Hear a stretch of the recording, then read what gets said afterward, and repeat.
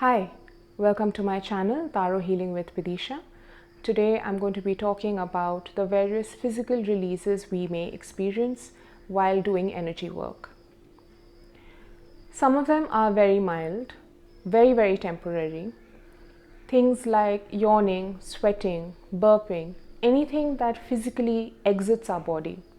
These start when the session starts and they end when the session ends. But when you're healing long term, persistently, daily, like I have been, the physical release becomes more intense. I found that if I start with a physical problem, then the problem just heals. It doesn't intensify. But if I don't start with a physical problem, I'm healing an emotional aspect of my life, an emotional aspect of my character, my nature.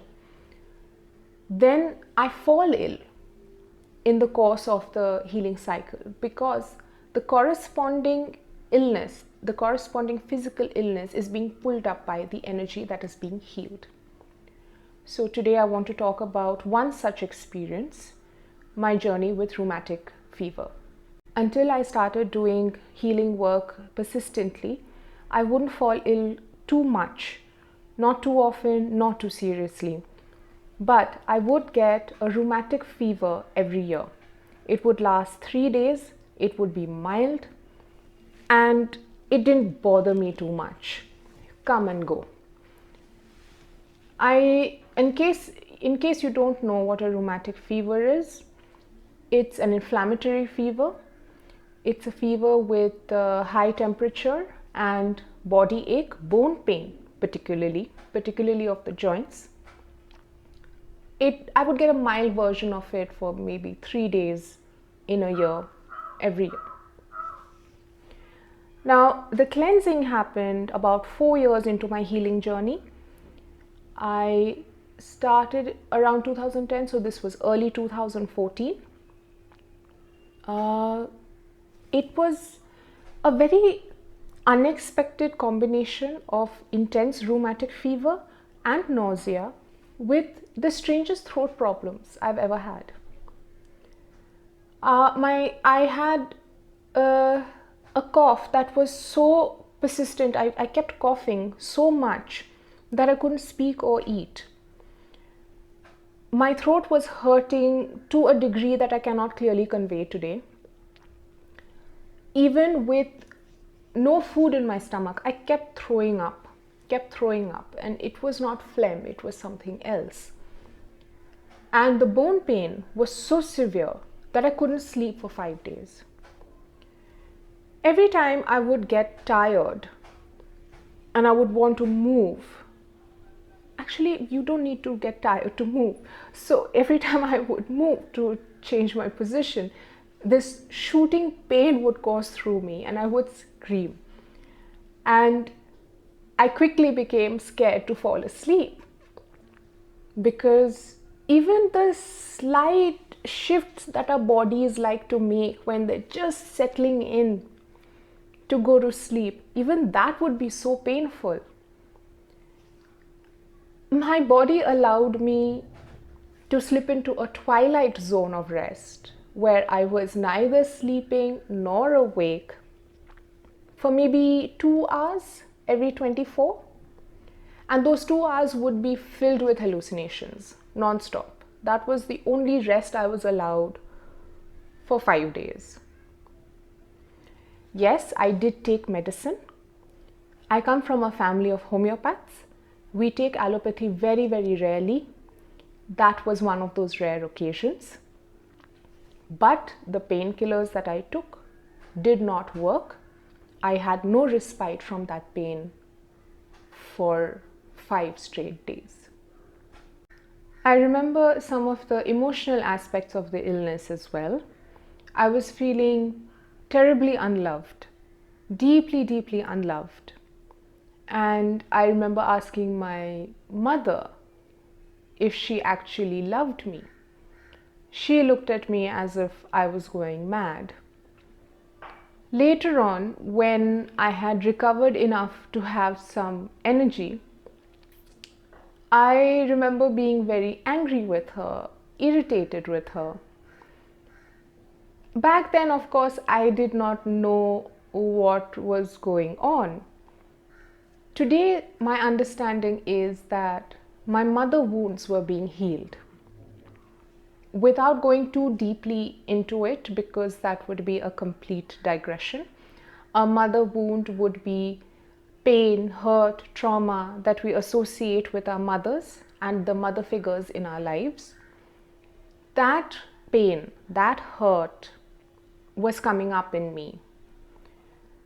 And in my ignorance, my lack of awareness and understanding, I was indulging them. I was taking them out on her. So I'm not saying that everyone who has a mother wound will be going through this exact combination of rheumatic fever, nausea, and throat pain. But these things they seem to be connected with each other in me. After 5 days, the pain left me. But for 5 more days, I still had the fever, I was still throwing up, and my throat was still hurting. After 5 days of that, a total of 10 days, the illness left me. All the symptoms dropped off. But I was fatigued for 3 more months. Back then, my self-awareness was not as strong as it is today. So I didn't realize how tired I was until after I stopped being tired. For those 3 months, I was anxious, I was irritable, loud noises, bright lights, got on my nerves. But right through, I kept doing energy work. You might obviously understand that while I was going through that illness, I could not carry on with my energy work. But I did my energy work after those 10 days had passed. When the fatigue finally left me, I felt reborn. Since then, I haven't had my annual bout of rheumatic fever. Turns out, because of my energy work, back in 2014, my energy body had decided to chuck out the frequency of rheumatic fever from my physical body in one solid push. I'm not thrilled about it. It would have been kinder to just go through micro doses of it, spread out over a few years. But I'm thrilled about it. It's nice not to have rheumatic fever every single year.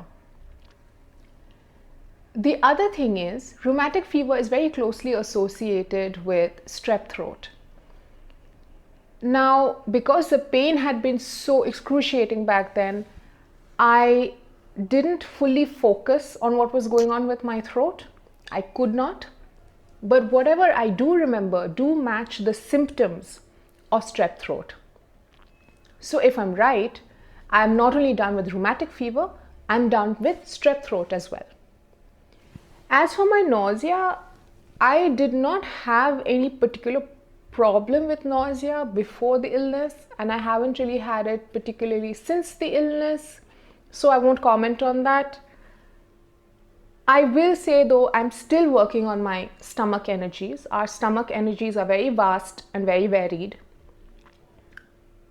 Just like our stomachs store most of our organs, we store most of our emotions over there. So I'm still working on stomach energies in general, not nausea in particular. I also want to clarify that this does not mean I've not had any other type of fever. I've had general fevers since 2014. I've also had general throat problems since 2014, but touch wood, nothing like that. Nothing like that. In fact, every time I go through an energy healing cycle and I go through a physical illness because of it, I always come out of that cycle noticeably stronger in that area of my health. If you think what I'm doing here is worthwhile, that sharing my journey with energy healing is helping you or might help someone else, then please subscribe to my channel. Hit the bell notification button so that you get an alert every time I upload. And if you like this video, then like this video. Thank you for watching.